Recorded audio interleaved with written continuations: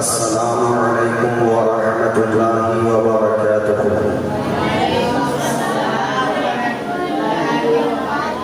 الحمد للہ الذی ابدع الافلاک والارضین والصلاة والسلام علی من کان نبیا وآدم بین الماء والطین وعلى آلہ واصحابہ اجمعین، اما بعد فأعوذ باللہ من الشیطان الرجیم، بسم اللہ الرحمن الرحیم۔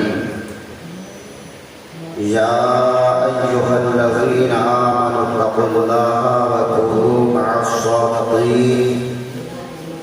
صدق اللہ مولانا العظیم وصدق رسولہ النبی الامین المتین الکریم، ونحن على ذلك لمن الشاہدین والشاکرین والحمد للہ رب العالمین۔ کچھ عرض و معروض سے پیشتر گنبد خضرا کی جانب لو لگا کر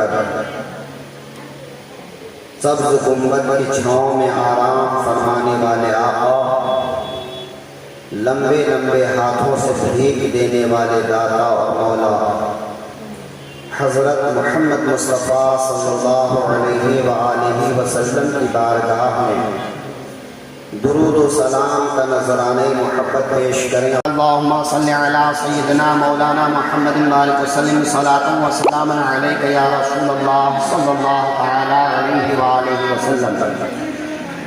عزیزان محترم، قرآن پاک کی جس آیت مقدسہ کو میں نے تلاوت کرنے کا شرف حاصل کیا ہے، اللہ رب العزت ارشاد فرما رہا ہے، یا ایہا الذین آمنوا اتقوا اللہ وکونوا مع الصادقین۔ اللہ رب العزت فرما رہا ہے، اے ایمان والو، اللہ سے ڈرو اور سچوں کے ساتھ ہو جاؤ۔ اللہ تبارک و تعالی ایمان والوں سے خطاب فرما رہا ہے۔ قرآن پاک میں اللہ تعالی نے خطاب فرمانے کا جو انداز اپنایا ہے، وہ یا تو کسی کا نام لے کر یا کسی کے آداب اور القاب لے کر یا پھر عام طور پر سارے انسانوں کو خطاب کرتے ہوئے فرمایا، یا ایھا الناس، اے لوگو، یا پھر جو ایمان والے ہیں ان کو مخاطب کر کے فرمایا، یا ایھا الذین آمنوا۔ اور ایک دوسری جماعت کو جو ایمان کی لذت سے محروم ہے، جب ان کو خطاب فرمایا تو فرمایا، یا ایھا الذین کفروا، اے کافرو۔ تو اللہ تبارک و تعالی نے پرہیزگاری اختیار کرنے کا، تقوی اختیار کرنے کا جو حکم ارشاد فرمایا ہے، وہ ایمان والوں کو ارشاد فرمایا ہے، یا ایھا الذین آمنوا اتقوا اللہ، اے ایمان والو، اللہ سے ڈرو۔ معلوم یہ ہوا کہ اللہ سے ڈرنا یہ ایمان والوں کا حصہ ہے، جو ایمان سے محروم ہے وہ اس حصے سے بھی محروم ہے۔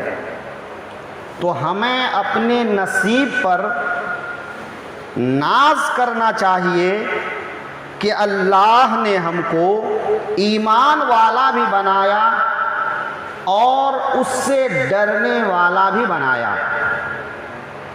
ایمان کے ساتھ ڈر ضروری ہے، اس لیے کہ ایمان اسی سے محفوظ رہتا ہے۔ ایمان کیا ہے؟ ایک اللہ کی ذات اور اس کی صفات کو ماننا، اور اس کے تمام احکامات جو ہمارے آقا صلی اللہ علیہ وسلم لے کر اس دنیا میں تشریف لائے، ان سب کو دل سے ماننا اور اس پر یقین رکھنا، یہ ایمان ہے۔ تو اللہ تعالیٰ نے فرمایا، اے ایمان والو، تمہارے ایمان کی حفاظت اسی وقت تک رہے گی جب تک تم اللہ سے ڈرتے رہو گے۔ ایک انسان اگر ڈر سے خالی ہو جاتا ہے، خوف سے خالی ہو جاتا ہے، تقوی سے خالی ہو جاتا ہے، وہ انسان منہ اٹھا کر کچھ بھی کر سکتا ہے، کہیں بھی جا سکتا ہے، کچھ بھی بول سکتا ہے، اس کے لیے کوئی پابندی نہیں ہے۔ لیکن اگر ایمان والا اللہ سے ڈرنے والا بھی ہے تو وہ بولتا ہے تو سوچ سمجھ کر بولتا ہے کہ میں جو بات کر رہا ہوں اس بات سے میرا رب راضی ہوگا یا ناراض ہوگا۔ جب وہ کوئی کام کرتا ہے تو وہ یہ سوچتا ہے کہ میرے اس کام سے میرا رب راضی ہوگا یا ناراض ہوگا۔ وہ جو بھی معاملہ زندگی میں کرتا ہے، چاہے وہ روزگار کا معاملہ ہو، چاہے وہ شادی بیاہ کا معاملہ ہو، چاہے وہ اولاد کی پرورش کا معاملہ ہو، چاہے وہ ماں باپ کے ساتھ اچھے سلوک کا معاملہ ہو، یعنی ہر قدم پر تقوی اختیار کرنے والا یہ سوچتا ہے کہ میں جو کام کرنے جا رہا ہوں وہ کام جائز ہے یا ناجائز ہے، وہ کام حلال ہے یا حرام ہے، اس کام سے میرا خدا راضی ہوگا یا ناراض ہوگا۔ اور یہ مسلمان کی ایک پہچان ہے۔ جب ایک انسان کے دل سے یہ چیز نکل جاتی ہے تو وہ انسان بولتا ہے، پرواہ نہیں کرتا، وہ دیکھتا ہے، پرواہ نہیں کرتا، وہ ہاتھ سے چھوتا ہے تو پرواہ نہیں کرتا، وہ پاؤں سے چلتا ہے تو پرواہ نہیں کرتا کہ اس کے ان کاموں سے اس کا خدا اس سے راضی ہوتا ہے یا ناراض ہوتا ہے، اسے کسی چیز کی فکر نہیں ہوتی۔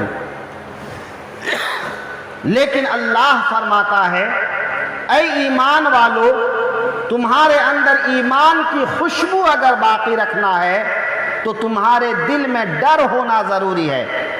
تمہارے اندر اگر خوشی کا وجود چاہتے ہو، تمہارے اندر اگر تم اچھائی چاہتے ہو تو تمہارے لیے اللہ کا ڈر ہونا ضروری ہے۔ جب انسان کے دل میں ڈر ہوگا تب وہ کوئی غلط کام نہیں کرے گا، وہ حرام کی کمائی نہیں کرے گا، وہ حرام کا کھانا نہیں کھائے گا، وہ ناجائز اور حرام بات نہیں بولے گا۔ ہم باتوں باتوں میں جھوٹ بولا کرتے ہیں، باتوں باتوں میں گالی دے دیا کرتے ہیں، باتوں باتوں میں غیبت کر دیا کرتے ہیں، باتوں باتوں میں کسی پر الزام لگا دیا کرتے ہیں۔ لیکن میرا رب ارشاد فرماتا ہے، جھوٹ بولنے والوں پر لعنت نازل ہوتی ہے، جھوٹے انسان پر اللہ کی لعنت ہوتی ہے۔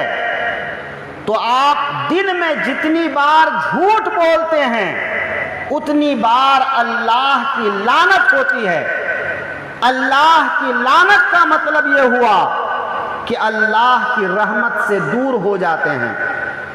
تو کیا کوئی مسلمان پسند کرے گا کہ وہ اللہ کی رحمت سے دور ہو جائے؟ کون جانتا ہے زندگی کا کیا بھروسہ ہے؟ کہیں ایسا نہ ہو کہ اللہ کی رحمت سے دور ہوئے اور موت کا فرشتہ آ گیا، انسان کو موت آ گئی۔ اگر موت اس حالت میں ہوئی کہ وہ جھوٹ بول رہا تھا، اللہ کی لعنت برس رہی تھی، وہ اللہ کی رحمت سے دور ہو چکا تھا اور موت آ گئی تو کتنا محروم ہوگا۔ اس لیے جھوٹ بولنے سے پرہیز کیجیے۔ غیبت اور چغلی عام طور پر ہم ایک دوسرے کی برائی لگاتے رہتے ہیں.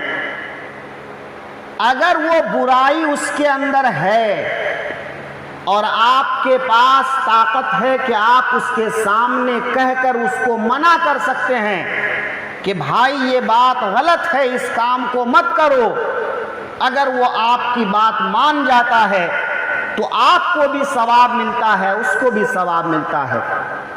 لیکن اگر آپ اس کی برائی سے اسے روک نہیں سکتے ہیں تو اس سے نفرت کرو، اس سے دور رہو.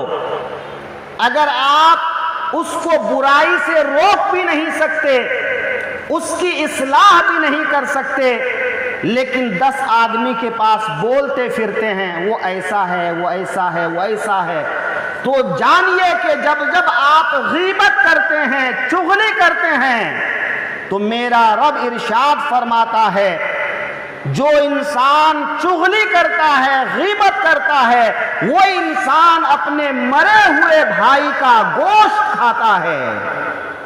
کیا آپ پسند کریں گے کہ اپنے بھائی کا گوشت کھائیں؟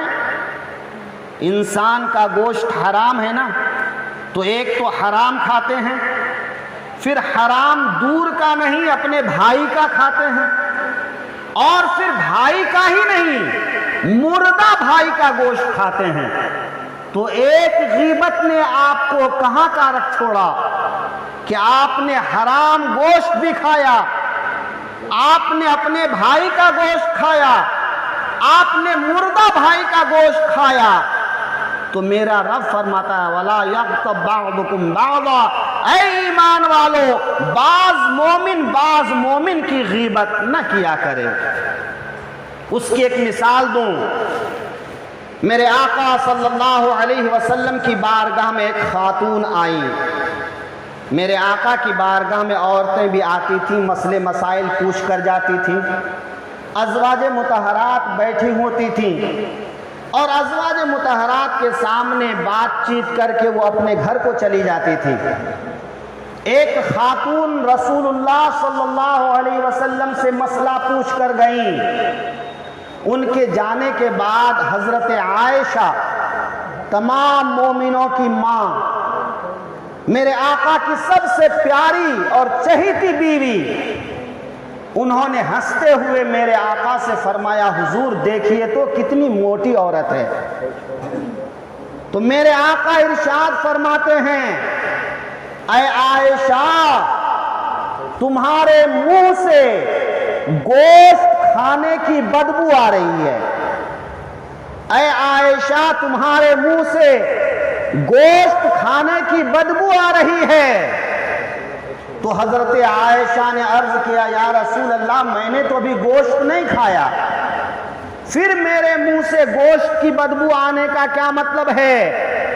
تو میرے آقا فرماتے ہیں عائشہ تم نے اس جاتی ہوئی خاتون کی غیبت کی، اور ایک مومنہ عورت کی غیبت کرنا اس کے گوشت کھانے کے برابر ہے، اسی لیے تمہارے منہ سے گوشت کی بدبو آ رہی ہے. اب حضرت عائشہ کہنے لگی یا رسول اللہ کیا آپ نے نہیں دیکھا کہ وہ عورت کتنی موٹی تھی؟ تو میں نے کہاں کوئی غلط بات کہہ دیا؟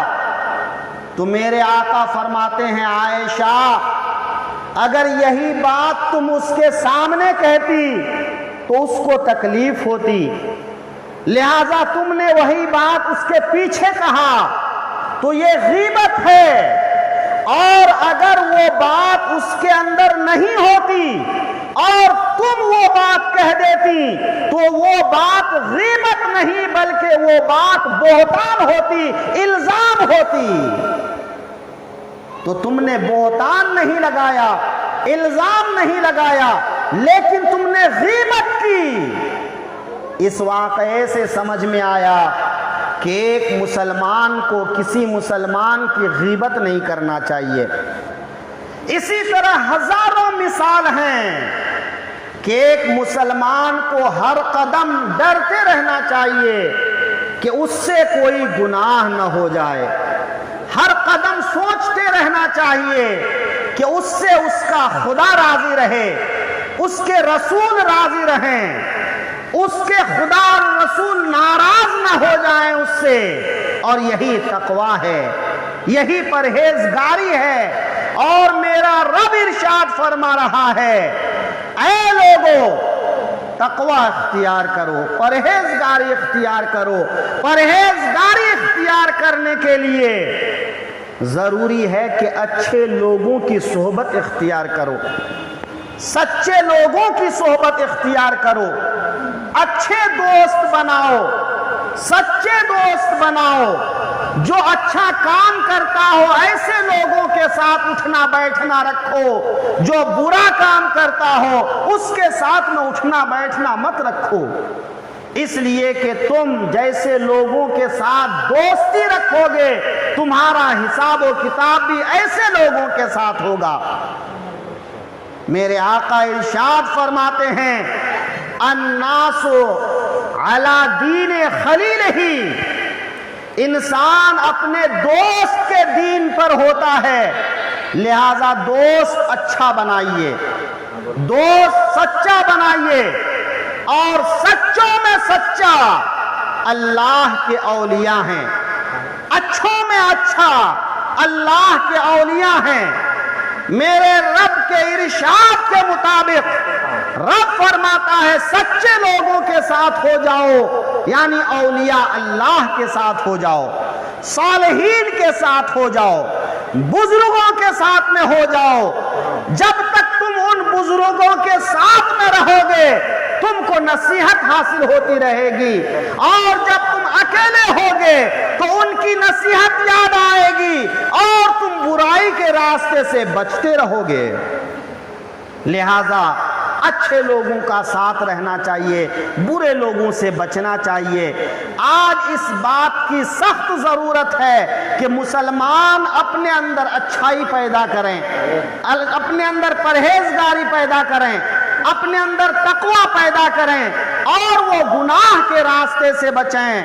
وآخر دعوانا ان الحمدللہ رب العالمین۔ السلام علیکم۔